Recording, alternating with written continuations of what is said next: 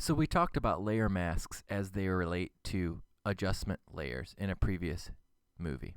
And the benefit to using them is that they're non-destructive. So instead of erasing things, all you're doing is temporarily masking them or temporarily having them take effect so that you can make adjustments that are different a little bit later on down the road.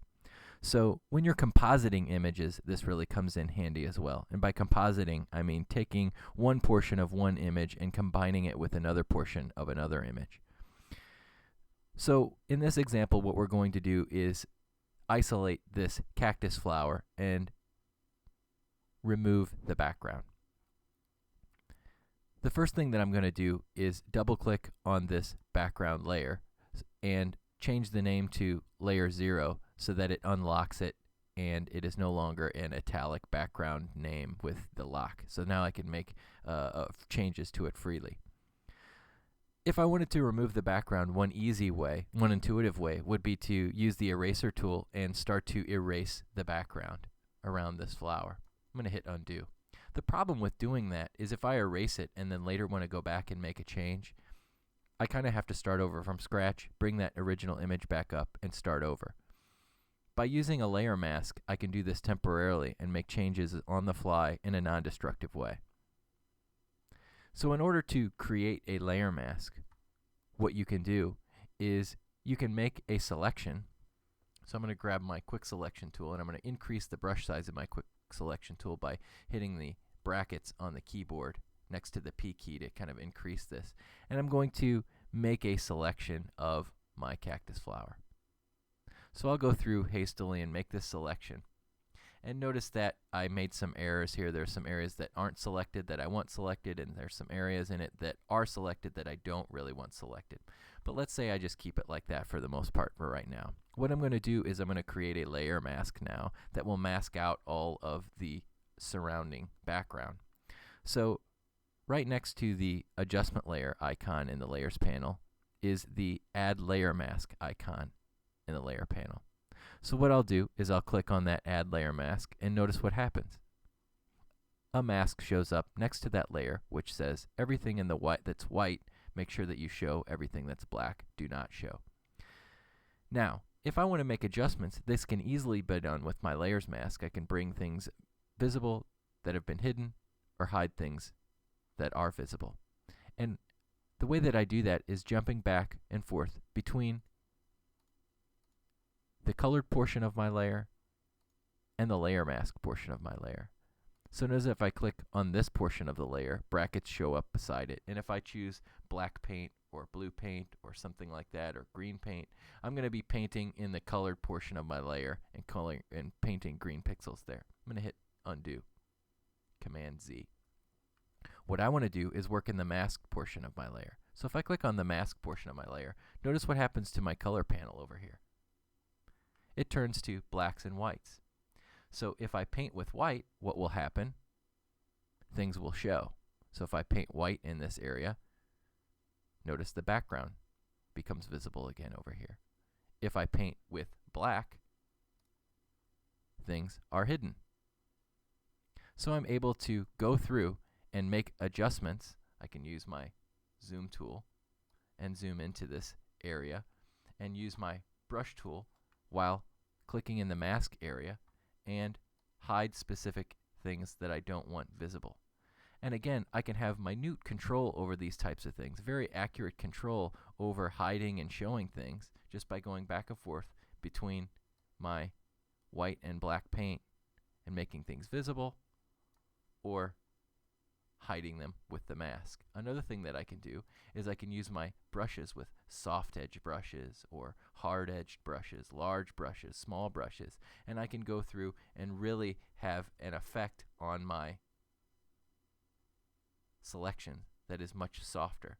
So I have very, very precise control over when I want to show and what I don't want to show. If I paint with something that's gray instead of black or white, it will only partially show that image. The darker the gray, or the lighter the gray, the more that it shows. Bring that image back in a little bit more. The closer it gets to white, the more of that area it will show. And again, this is the mask that I'm working with. If I want to isolate and just view the mask, I can hold the Option key down, or Alt in Windows, and click on the mask. Hold the Alt or Option to toggle it back on. I'm going to double click my zoom tool to go back to 100%, and use my spacebar to get my hand tool to kind of center my image back up. So I could go through it as well if I wanted to hold Shift and temporarily disable the mask.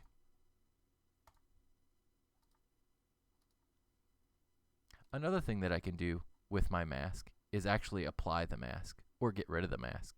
If I drag this portion of the layer and drag it to the trash, it will delete the entire layer. If I drag the mask portion of the layer to the trash can, it's going to ask me whether I want to apply the mask and basically erase all these outside pixels that are hidden right now, or just delete the mask altogether. I'm going to hit cancel because I don't want to do that right now. One other thing that I can do if I want to view the mask is I could view or adjust the mask. I can view the mask panel. So if I double click on the LayerMask thumbnail, what happens is it brings open the properties for my mask. I can change the density of that mask. Notice as I drag it back, the mask shows more of what's hidden. Also notice it visualizes in here, it shows gray instead of pure black. I can also feather the mask and make those areas much softer around the edges of them. I can always go into Mask Edge, which is similar to the Refine Edge options that we showed early in an earlier video.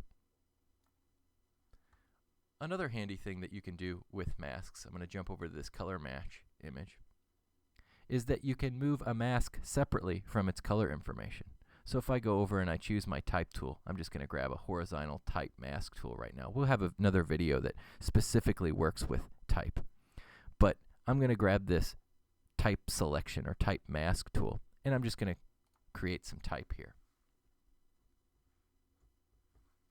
I'm going to choose the word clouds, and then I'm going to pick the move tool to move out of my type selection tool. Now I'm going to grab, let's say, one of my marquee tools, and I'm going to move that selected area more inside of my clouds here, more inside of my image. So now that I've got this selected, what I might like to do is unlock my background layer and make a mask of this specific area that I have selected, that is this text. So I'll go down to the Create Mask, and notice what happens. I have a layer mask that's in the shape of the words that masks out this image. You'll notice if I use my move tool right now, the word and the background image move around in tandem. So as I view over here in the layers panel, these things move in tandem.